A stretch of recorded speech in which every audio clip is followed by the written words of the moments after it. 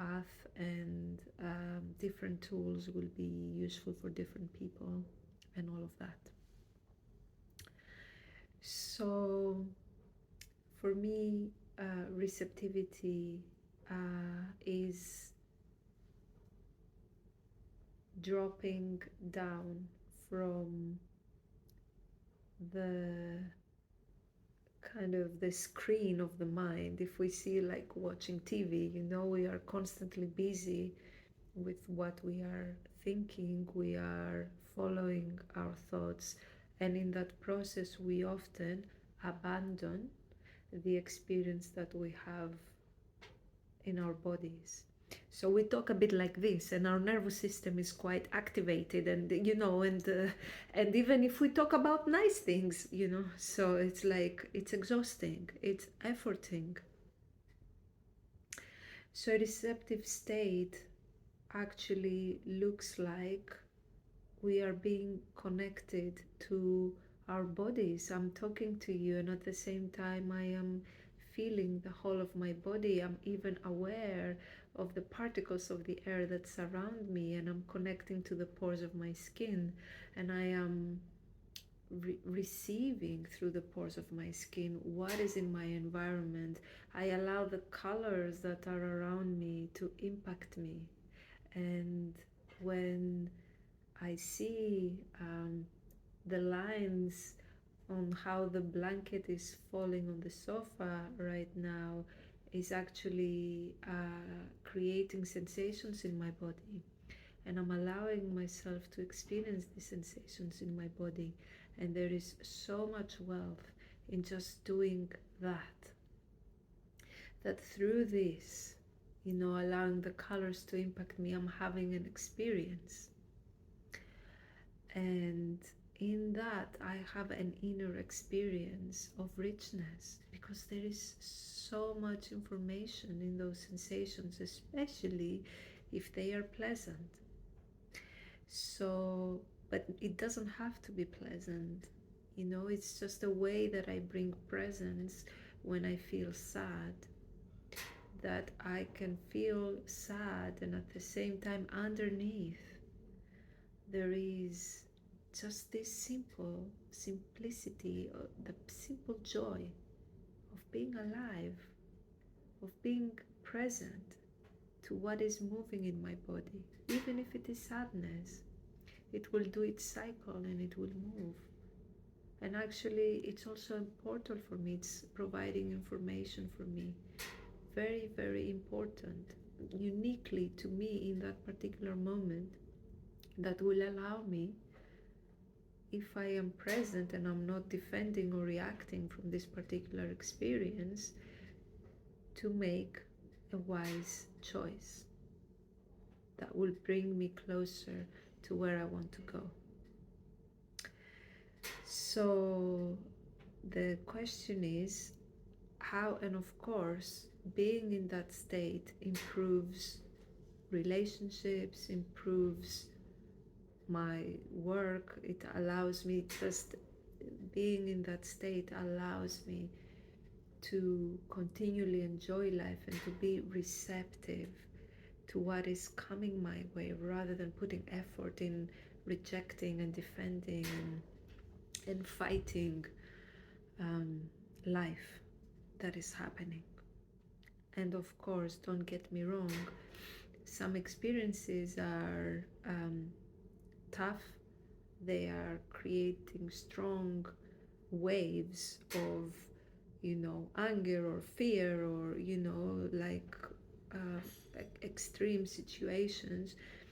And the thing is, and then it becomes harder to open to these big waves of, sensation in the body, especially if we're not used to that, but somehow, anyway, even those can be invitations. But the thing is, when we are opening to feeling our bodies and experiencing our sensations in the body, then we are connected to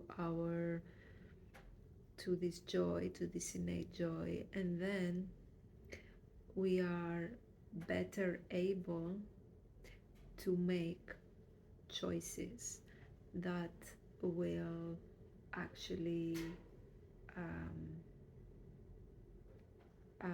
that are wise choices, that are taking us towards where we want to go.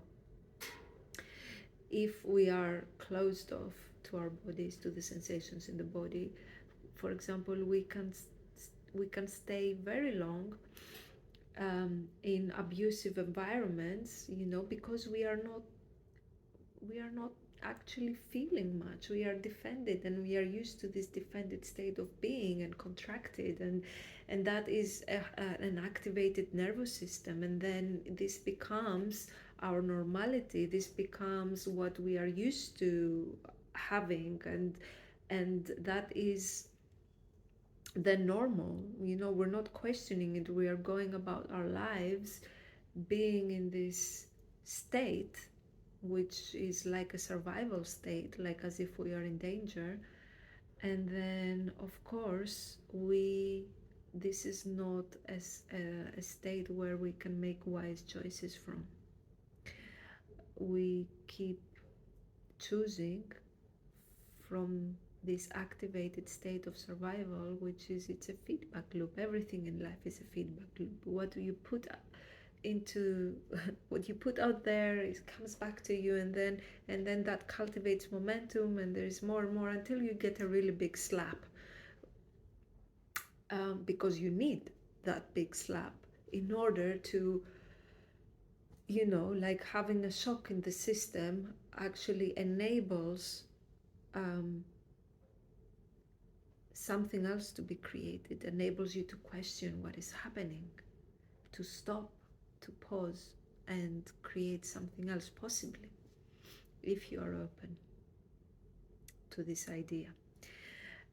So this is what I'm proposing here, cultivating a receptive state of being. One, I want to introduce a beautiful practice that anyone can do at wherever you are, even if you live in a city and there are nature spots close to you. You can take 20 minutes each day, find a specific spot that you always visit, and make it your spot, because then your body, it's like it's can start dropping more easily. It's not about the mind understanding what I'm saying, it's just the body recognizing this place that is your place. It's your place. It doesn't matter if other people are using it, it's out in nature, but it becomes your place, and there you're cultivating receptivity, meaning you just go there and you become curious to receive the sounds, the birds. Bird singing is actually the fastest way to rewire the connections that have been in our nervous system, the connections that have been severed through years of painful experiences in life. So a very quick way to start rebuilding those connections is by just opening and listening to the bird sound. And so it will be really good if you can identify a place where you can listen to the bird song, and you can go every day on the clock 20 minutes and just stay and listen and receive the sounds. And maybe as you progress, you can also keep your eyes open and cultivate this receiving the trees, receiving the birds, receiving the colors, meaning allowing them to impact you. Become curious, like what sensations are happening in my body as I am noticing these things out there. And nature is a beautiful um, way to start, because there is so much beauty out in nature, so much wealth just freely available to us. And usually, it's if we are in our chatter, in our mind, that's not a receptive state. We are busy following our thoughts, therefore, we are not really allowing a full body experience of what is readily available out there. So I propose this 20-minute practice, nature connection, you can call it, and it will be good to hear from you how you're finding it. Of course, your mind is, especially if you've been very activated in your day, it will take time for your mind to drop, so be patient. Some days will be easier than others. The thing is, the more you go, and it's so important that you allow this 20 minutes. And it's one practice that I'm proposing. I will be bringing more ideas as we go along, more ways, more practical things. And as your questions are beginning to come in as well, I will be able to be more specific, answering the questions that you have. But I am curious to hear how you're getting on.